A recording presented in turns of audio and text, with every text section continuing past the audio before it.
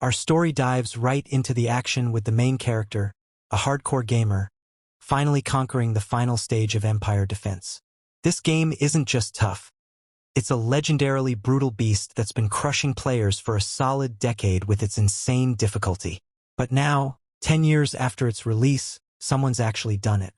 The protagonist let out a triumphant yell, absolutely buzzing with joy, knowing he's the only one to have ever cleared every single stage. His livestream chat was on fire. Some viewers teased that the grind had finally snapped his sanity, joking he'd gone off the deep end, while others flooded the comments with praise and cheers for his jaw-dropping achievement. Still riding the high, he bragged that only a true master of the toughest games like himself could have pulled this off. The energy in the stream spiked when a viewer named Goodness Fox dropped a massive $300 donation, putting a huge grin on his face as he thanked them with all the enthusiasm of a kid on Christmas. But the mood shifted when a comment hit him hard. His community had grown super attached to the game's characters, rooting for every single one to make it to the end. The harsh reality? While he'd beaten the game, only Lucas, the main hero, survived. Everyone else bit the dust. The image of Lucas standing alone, surrounded by piles of allied and enemy corpses in front of the slain final boss, left the protagonist with a heavy heart. It wasn't his goal to save them all, but man, that scene stung. As he mulled over the bittersweet victory, a viewer named Win** popped into the chat, asking if the developers might toss him a prize for his epic win. He laughed it off, saying he didn't need any rewards.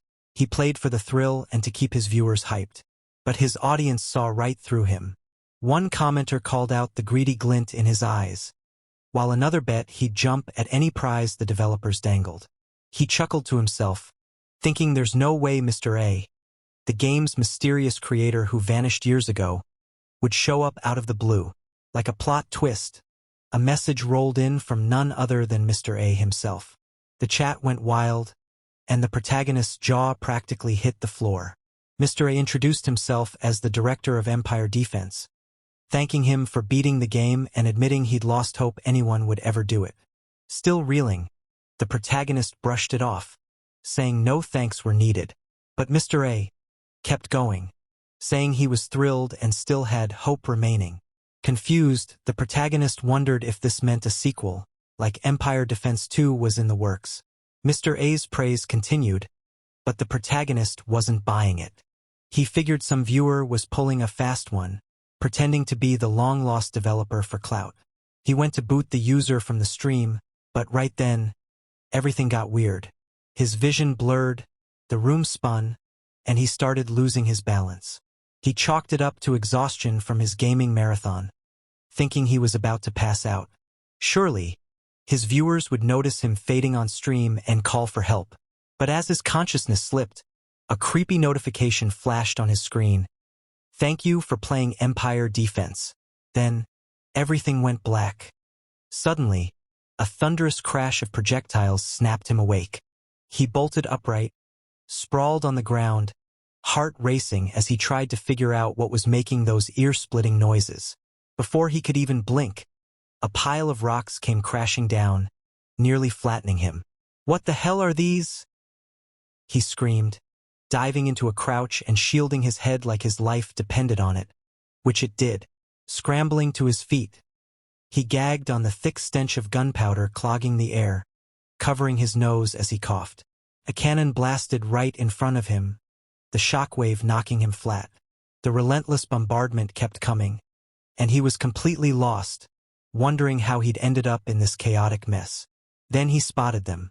A group of armored soldiers hoisting a red flag with a sword and 2 roses intertwined. Looking around him, he spotted soldiers engaging in battle. One soldier locked eyes with him and rushed over.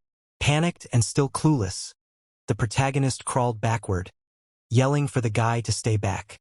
But the soldier got closer, dropped his sword, and addressed him as royalty, begging for mercy with a trembling voice. Trying to get a grip, the protagonist started to calm the soldier down. But before he could finish, an acid ball slammed into the guy, melting him into nothing in a split second. The horror barely sank in before another soldier shouted that enemies were scaling the walls and had to be stopped.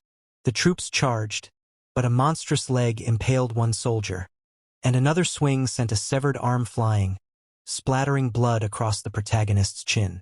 He stood there, frozen in shock, as the soldier's screams filled the air while the unseen monster tore them apart. His mind raced. What was lurking beyond that wall? His answer came fast. A massive spider, 3 times the size of a human, clambered over, letting out a scream so shrill he had to clamp his hands over his ears. More soldiers rushed in, trying to take down the beast, but they were slaughtered in seconds, like they were nothing. The protagonist's body wouldn't move, his brain stuck on whether this was a nightmare or some insane hallucination. Honestly, who wouldn't lose it in a moment like that? The spider zeroed in on him, raising a massive limb to crush him. In that heart-stopping second, he thought, dying like this is total garbage. But just as the blow was about to land, a knight with golden hair and a glowing, aura-charged blade swooped in, slicing the spider clean in half with one swing. The knight dropped to one knee, his face full of worry, asking if the protagonist was hurt. Staring at the familiar figure, it clicked. "Lucas!" he shouted. Lucas, wiping tears from his eyes, half laughed, half cried, saying he knew the protagonist must have hit his head hard. He added that it was about time he remembered his name, considering Lucas had been loyally serving him forever. That's when it hit like a ton of bricks. If this was the real Lucas, the protagonist hadn't just passed out. He'd been sucked into the world of Empire defense. Looking out at the blood-soaked battlefield, reality sank in. This was a game of merciless difficulty, where endless waves of monsters demanded constant, brutal slaughter to survive. Shaking like a leaf, he muttered to himself, "I am so screwed." Thank you for watching. If you enjoyed this manhwa recap and want to catch the next chapter, smash that subscribe button, like, and hit the notification bell. Got a favorite manhwa you'd love to see recapped? Drop it in the comments below and I'll see you in the next one.